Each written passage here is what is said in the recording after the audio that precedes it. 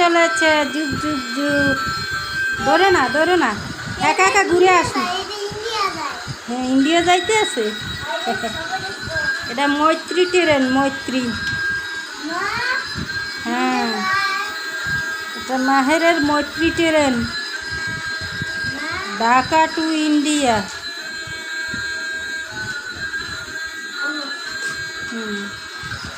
ছাড়ো ছাড়ো। হুম।